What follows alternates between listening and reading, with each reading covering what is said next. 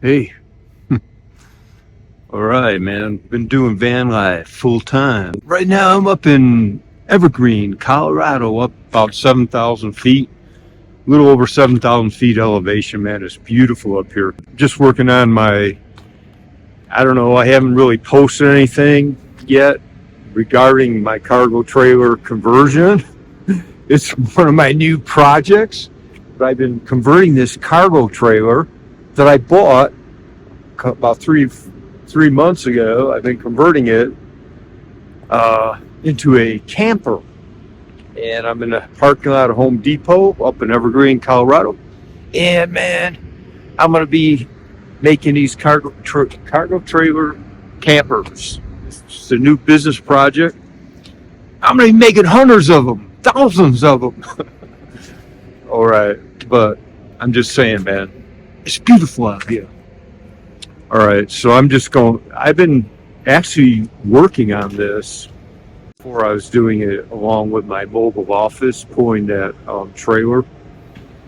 But now I'm just pulling the cargo trailer, which I'm converting, and I'll show you more details on that. I'm going to make that into a camper.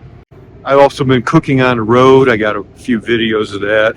I haven't been posting, man, because I'm hanging out, meeting people, constantly meeting new, interesting people. It's pretty wild trip, man. I spent a lot of time up in North Carolina, in the mountains up there prior to coming here.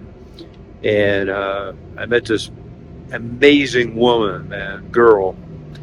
And wow, it was like instant chemistry, instant love, but I had to leave, had to leave her, man. But I got a lot of girlfriends. A lot of girlfriends, and it's like, hey man, I've got a mission in life, and I don't search out or seek the women, but I run across them, and it's like, okay, if you're cool and I dig you, man, I'll groove with you, but I'm not going to abandon my mission in life. Saving animals, saving dogs, dog sanctuary. Also, I'm working with the homeless people, trying to help homeless people get affordable housing. That's one of the reasons I'm even doing this cargo trailer. 30 years ago, I started a project called the Concept Home, and people have used that name, and I don't think I even originally used it, but Concept Home was building, it wasn't for homeless people. It was actually the opposite of a tiny home at the time, but the Concept Home was built making houses super affordable, cutting out all the waste in the building process. And some of the techniques that I saw are today used on just about every house. So, but I saw the new techniques that were starting to get on the scene in Chicago area, and the unions were fighting it. So that's another story, but I always had this thing about affordable housing for people, and I always worked with people that have fed the poor and helped the poor, different groups that do that. But nobody's really addressing the housing issue, and I'm trying to. Let's get back to what I really do. Is I'm a venture capitalist. I do venture capital, and that means I take money and I put it into projects, I put it into people, I put it into new concepts, new ideas.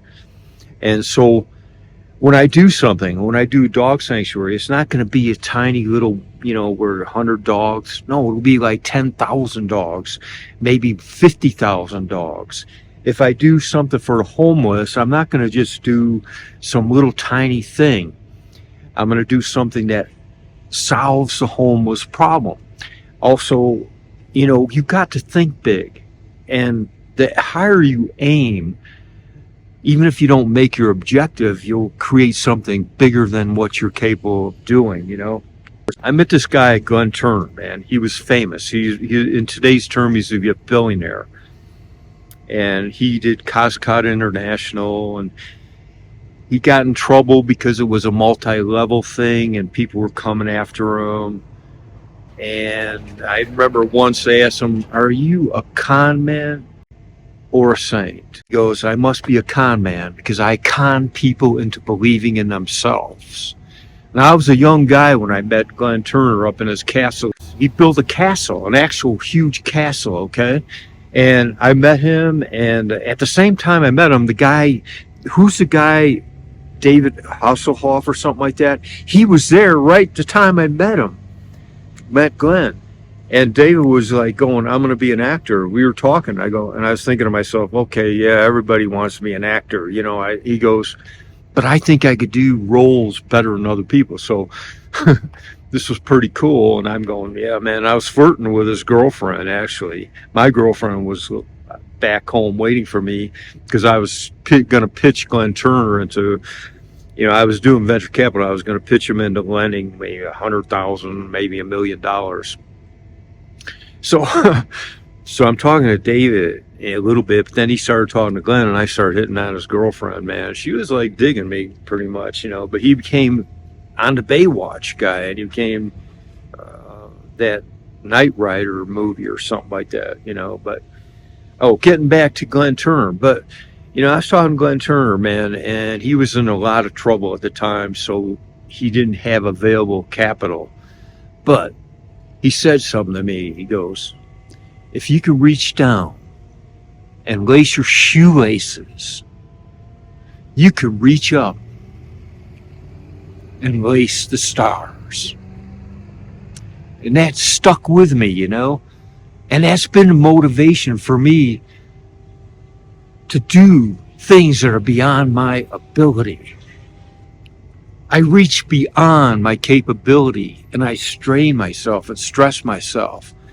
And sometimes I want to hit myself over the head with a hammer because I put myself in predicaments that are hard to get out of, but I find a way, And through that process of trying to achieve beyond my ability, what it forced me to do is expand myself and to make myself do things that I didn't think were possible, that I couldn't do before, and it reached me to higher levels of success.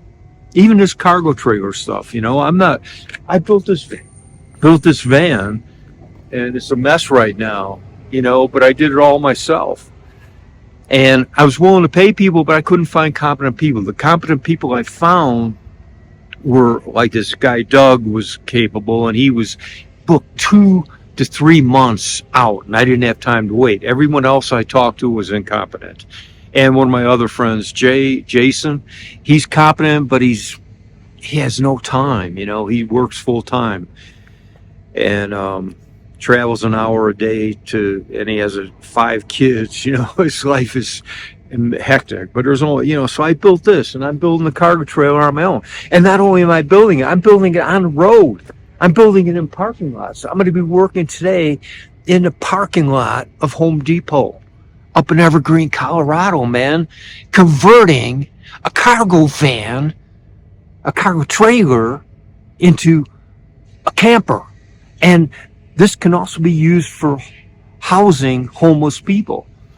So I'm just working on a lot of cool stuff, man. But let me just leave you with that phrase from Glen Turner. If you could reach down, and lace your shoelaces, you could reach up and lace the stars. All right, brothers and sisters, man, this is Paul Barrett, man. Peace and love, man. Peace and love. Peace out.